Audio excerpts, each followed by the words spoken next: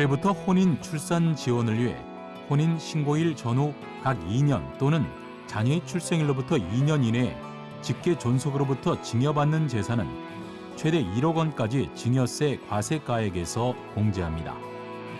또 지방 투자를 활성화하고 수도권 집중을 완화하기 위해 기회발전 특군의 창업기업에 대한 소득 법인세 감면 제도를 시행하고 장기주택 저당 차입금 이자 상환액 소득공제의 주택요건과 소득공제 한도를 확대하는데요.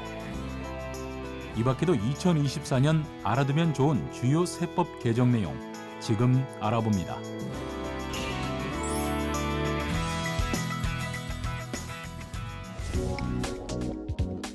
먼저 결혼 출산 비용에 대한 세 부담을 완화하기 위해 혼인 출산에 따른 증여재산 공제를 신설합니다.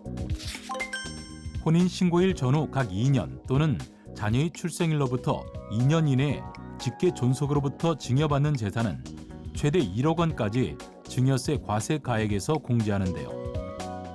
특히 2023년 12월 31일 이전에 혼인 출생 신고한 경우에도 2024년 1월 1일 이후 증여받는 경우 개정 내용 적용을 할 수 있습니다. 콘텐츠 산업의 글로벌 경쟁력을 제고하기 위해 영상 콘텐츠 제작 비용에 대한 세액 공제를 확대합니다. 제작 비용 기본 공제율이 대기업의 경우 3%에서 5%로, 중견기업은 7%에서 10%로, 중소기업은 10%에서 15%로 상향하고 여기에 10%에서 15%의 추가 공제를 신설해 최대 공제율이 대기업은 15%, 중견기업과 중소기업은 각각 20%와 30%로 확대합니다. 지방 투자를 활성화하고 수도권 집중을 완화하기 위해 기회발전 특군의 창업기업에 대한 소득 법인세 감면 제도를 시행합니다. 기회발전 특군의 창업기업을 대상으로 소득 발생 과세 연도부터 5년간은 100%, 이후 2년간은 50%의 법인세, 소득세를 감면하며 개정 내용은 2024년 1월 1일 이후 창업하거나 사업장을 신설하는 경우부터 적용합니다. 또 외국인 기술자 국내 유입을 유도하기 위해 소득세 감면 적용 기한을 연장하고 대상을 확대합니다. 외국인 기술자 소득세 감면율은 10년간 50%로 적용 기한을 2028년 12월 31일로 5년간 연장하고 적용 대상에 유망 클러스터 내 학교에 임용된 교수도 추가합니다. 이와 함께 원양어선이나 외향 선원과 해외 건설 근로자를 지원하기 위해 선원과 해외 건설 근로자들의 국외 근로소득 비과세 한도를 월 300만 원에서 월 500만 원으로 상향하는데요.